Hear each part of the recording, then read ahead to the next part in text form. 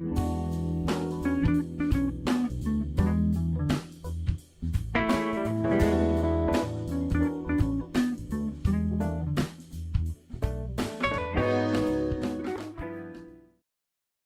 though I'm old, I like to be read to.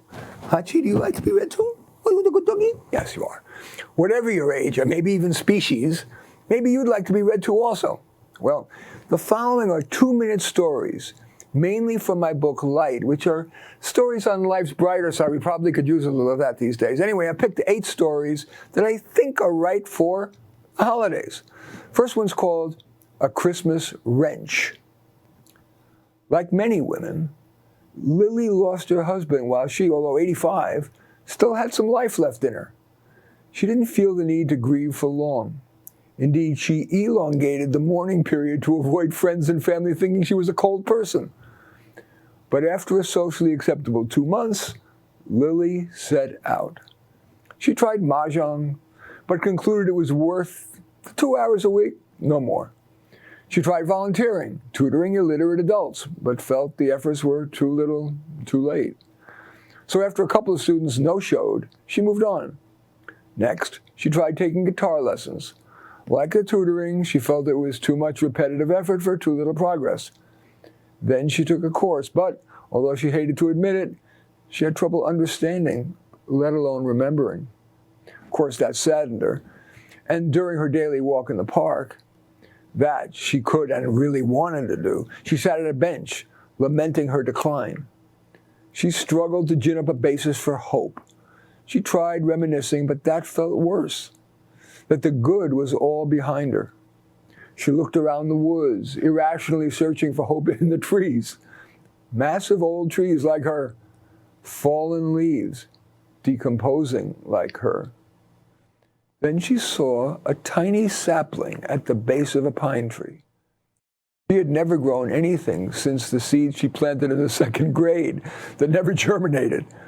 But she dug her fingers under the sapling and carried it home. She put it into a styrofoam cup, put a pencil hole in the bottom, and watered it. Lily put the little plant where she could see if it would grow, on her patio next to her rocking chair. By December, with a little trimming, it would work as a Christmas tree. But hanging the ornament reminded her of all of her past good, her husband, her family, her childhood when she couldn't wait to jump out of bed Christmas morning. So she put the ornament back in the box and rocked. I wish I could tell you that a Bob Cratchit-type family walked by and she gave them her tree. Serendipity is inspiring, but that is not what happened. Lily put the tree into her shopping cart and then walked door to door down her block to see if anyone wanted the tree. Most of the people didn't even answer the door, or they politely declined, while probably thinking that Lily was weird. Finally, one person, to be polite, shrugged. "We already have a tree in the living room, but if you like, stick it on the porch." And to send her on her way, he summarily waved, "Thank you, bye." Lily plodded back home and rocked, sadder than ever. Every day she walked by that porch to see if by any chance he had decorated it, and every day, no. On Christmas Eve morning, she felt like being maudlin. So she looked through her ornaments and came on one that her father had given to her, a tiny toy wrench. You see, her dad was a mechanic and wanted to give her a sign that she could be anything she wanted. Lily attached the wrench to the tree and padded home. That evening, Lily had a Christmas Eve eggnog, too, and fell asleep. So she didn't get to see that that night, the man had friends over and a little boy was on the porch playing with the wrench. Anyway, that's A Christmas Wrench. The next story is called Sorry, I'm Not Santa. Hachi, you seem to be sleeping or liking this, who knows what. Anyway, Sorry, I'm Not Santa. I was an enterprise software sales guy for a 3rd-tier company, far from an Oracle. My boss didn't like my sales numbers, so just before last Christmas, he said, "Gotta let you go." I asked, "Can I stay till the end of the year?" He replied, "Sorry, I'm not Santa." Having been dumped from a third-tier company, I couldn't find a job. So after 6 months, I became homeless. My best spot for panhandling was next to Whole Foods. Mainly big spenders shop there.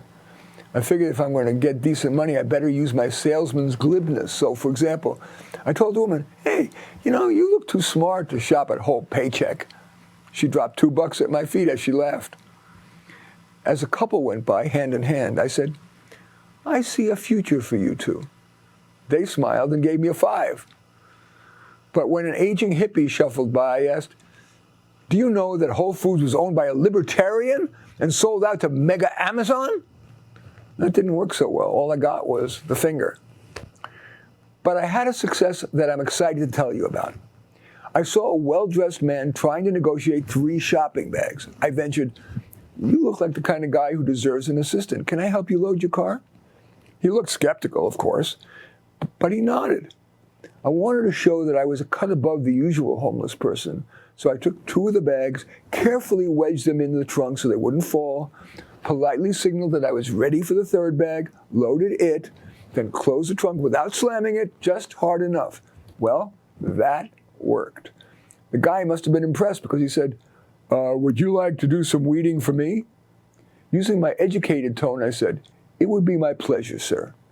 He replied, okay, get in. I efficiently and thoroughly weeded. He inspected, nodded, and said, you also seem verbal. How'd you like to answer my home phone? Using the aforementioned affect, I said, I would be delighted, sir. Over the next months, he gave me more and more responsibility and money, and soon asked me to be his assistant director of sales. You see, he was a cheese importer, with me getting pay higher than when I was in software. Christmas was coming, and my boss was having his annual Christmas party. He said, the RSVPs are coming in light. Would you like to invite someone? I need to create the right impression. Bye-bye, Hachi. So I called my former sales manager, and I lied. I said that I'm a house cleaner for a rich guy who's having a Christmas party, and he asked me to invite a couple people. I thought you might like it. Good food, champagne, and a way to get sales leads. Well, he showed up, and there I was, dressed and acting like the assistant director of sales that I am. I then told him my true title and that I lied to him because I didn't want to be a show-off. He said, actually, they laid me off. Could you ask your boss if he might consider me for a job? I replied, sorry, I'm not Santa. Anyway, that's Sorry, I'm Not Santa. The next story is called Suspicious of Santa. I was 7 years old, and it was show and tell. On my phone, I showed the Ring video of my father walking in with gift-wrapped boxes, the same boxes that on Christmas morning said, from Santa. My classmates, of course, were sad. After all, many of them still believed in Santa. To try to compensate for my grinchy disclosure, the teacher read the following. Dear editor, some of my little friends say there is no Santa Claus. Papa says, if you see it in the Sun newspaper, it's true. Please tell me the truth. Is there a Santa Claus? Signed, Virginia, 8 years old. And here is a reader's true response in the New York Sun. Dear Virginia, your little friends are wrong. They believe only in what they can see. Virginia, there is a Santa Claus. Nobody sees Santa, but that's no sign he doesn't exist. Some of the most real things can't be seen. No Santa Claus? 1,000 years from now, maybe 10 times 10,000 years from now, Santa will continue to make glad the hearts of children. By Francis P. Church. Well, that was my life's most embarrassing moment. I said to the students in the class, I'm sorry, and I actually teared up. And now, I reassure children that yes, there is a Santa Claus. Anyway, next one is The Sugar Plum Fairy and Me. I've never fit in. Most kids are louder than I am, and I do not like school. Much of it is too easy, and worse, some of it makes me feel bad about who I am. so I hide a lot. I'm of the wrong race and gender and all that. So I read, I watch TV, and most of all, I play the piano, classical piano of all things. Playing Beethoven, Chopin, even Christmas carols by ear feel like me. Oh, I should do that.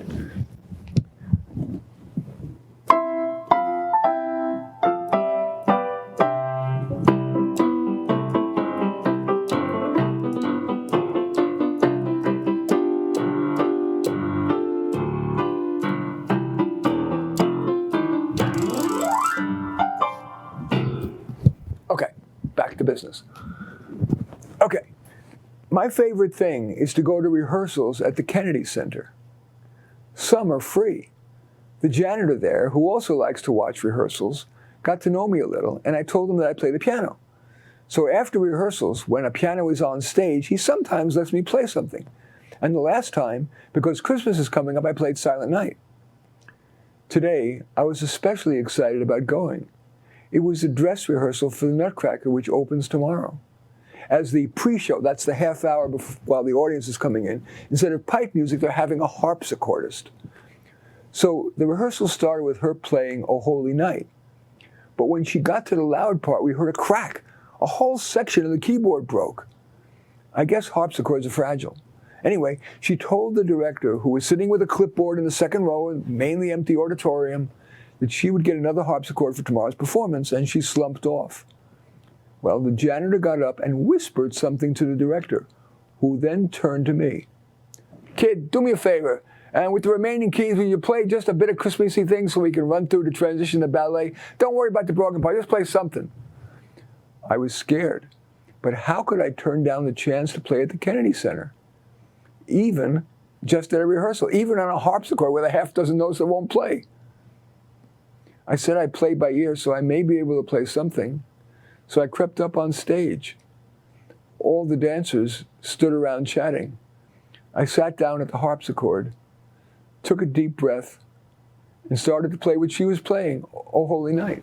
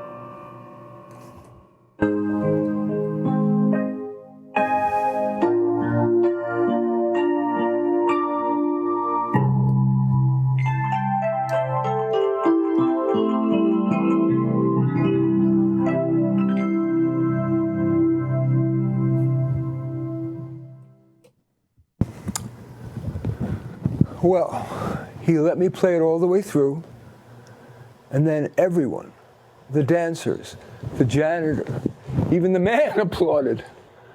I felt embarrassed. I hurried down the stairs and back to my seat where I felt comfortable, next to the janitor.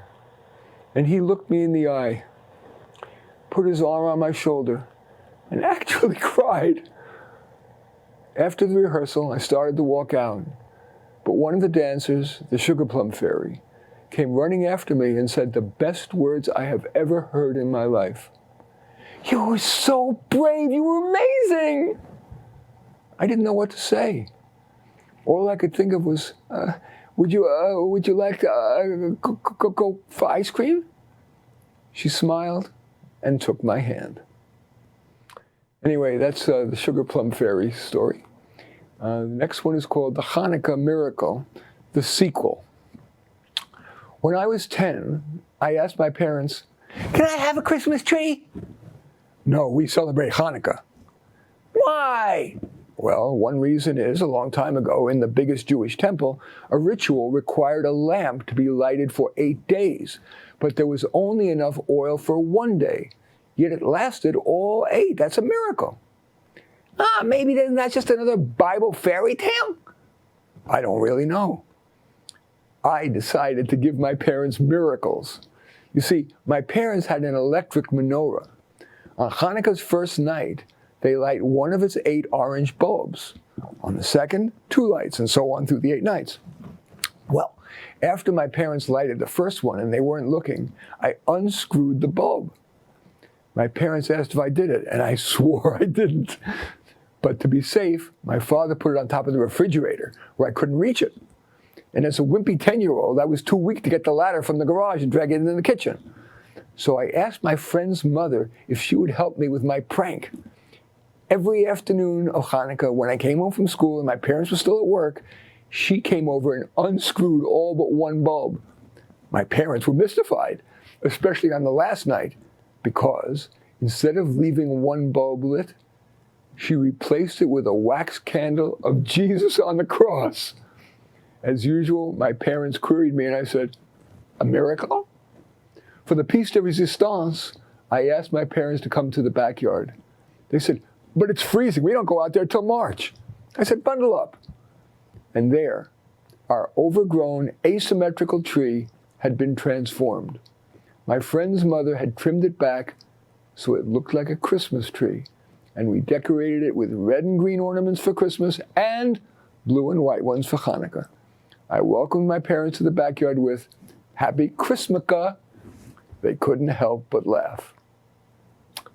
Next story is called My Hijab. My husband and I had just finished Maghrib, the 4th of our 5th daily prayers, and then we were, well, intimate. I figured that was a good time to ask whether, now that we're in America, I might wear a headscarf instead of the formal hijab. His face tightened and said, "We're not that liberal yet. But good news, my friend manages the gift wrapping department at Macy's. He's willing to hire you for the holidays. It'll give us a little extra money for Ramadan gifts." I was nervous. While I gift wrapped adequately for presents that I give, to do it professionally, but I said yes. On my first day, I was reminded that most department store gift wrappers are old. I'm 26 and wear a hijab. I could tell they were trying. They smiled, albeit a forced smile. I was relieved that it wasn't hard to add flourishes that make gift wrapping look professional. For example, to get the curling ribbon to look good, you put the scissor on the ribbon's dull side and do its full length in one shot. All that was fun for a while, but the luster soon wore off. One woman noticed my smiling less often. She came over during the break and asked, "How are you?" It felt more than the obligatory, "Hi, how are you? Fine, how are you? Fine." I explained that I was getting a little bored and sad that my hijab seemed to distance people. Well, that disclosure gave her the courage to ask, "Had you considered wearing a regular scarf?" I had to explain that my husband doesn't want me to, and she backed off. Just before the store was closing on Christmas Eve, we exchanged gifts, well wrapped, of course. When my turn came, it was a gorgeous silk scarf. I got teary and, a little angry at that woman and spurted, "But I told you my husband won't let me." At that moment, my husband popped out from the supply closet and smiled, "Merry Christmas." Anyway, next one is called The Grinch and Scrooge Talk. Grinch starts saying, "Been warming up your bah humbugs?" Scrooge says, "Planning to put lumps of coal in kids' stockings?" Grinch said, "We should be more creative. How about spamming the world with atheist slogans like Christmas is fake news?" Scrooge says, "Hey, we could stencil them on the sidewalks like they did No Justice, No Peace." Grinch says, "Don't you get tired of being mean?" Scrooge says, "Sorta. What if we took a break?" "Well, what would we do?" Be like normal people. Give presents, especially donations to charity in people's names. Sing carols. Be nice, even though most people go back to normal on December 26th. Just for this Christmas? Just for this Christmas. You know, I'm scared. Why? I've worked hard to build my brand, son of a bitch. Well, maybe you can rebrand. Maybe we can rebrand. After all, you redeem yourself in that Dickens thing, A Christmas Carol. I think I'm hardwired to be a son of a bitch. Me too. Let's tell kids that Santa is fake. Good idea. Okay.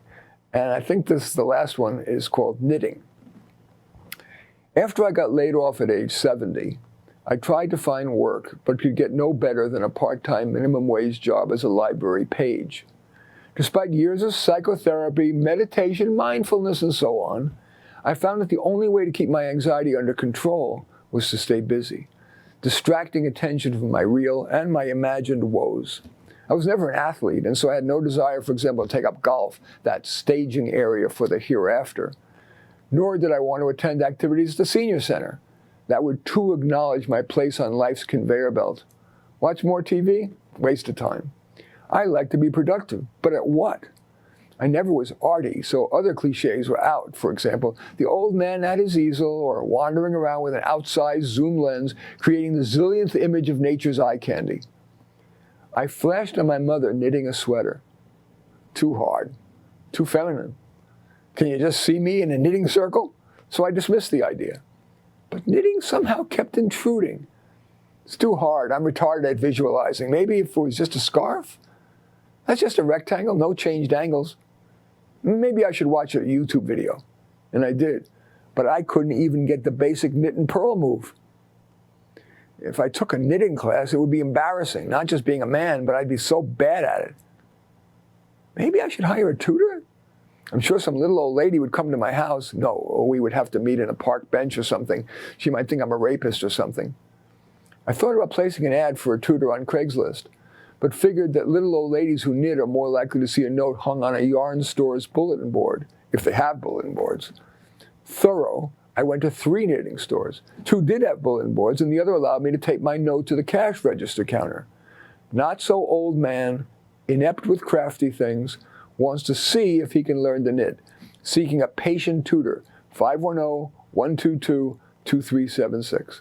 Well, I returned home to find a message on my answering machine. Yeah, I still use an answering machine, not because I don't understand how to set up voicemail, but because I like to screen calls. The message I received? Hello, I'm Marty Atkinson.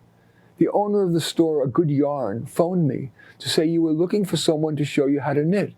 Well, you're welcome to come to my apartment. I thought, well, there are 4 widows for every widower. Maybe she's eager. Feminist assertiveness has reached the senior set. So I went to Marty's apartment, where I saw why she was so forward. She's bedridden with MS. I was slow to pick up even basic knitting moves, but Marty indeed was patient. In showing me increasingly, she seemed to hold my hand just a fraction of a second longer than required. And then one time, she held it for a full second. I looked her in the eye, then, reminded I was on her bed, I turned away. Until once, I didn't. And Marty and I met weekly for knitting lessons. Before long, I had made 6 scarves, good for Christmas presents, and sewed a label in each, Made with Love by Albert and Marty. Well, I hope you enjoyed at least some of those stories. As I mentioned, I think they're all from my book, Light, short stories on life's brighter side. In any event, may your holidays, however you celebrate them, indeed be on the brighter side. Thank you for watching. I am Marty Nemko.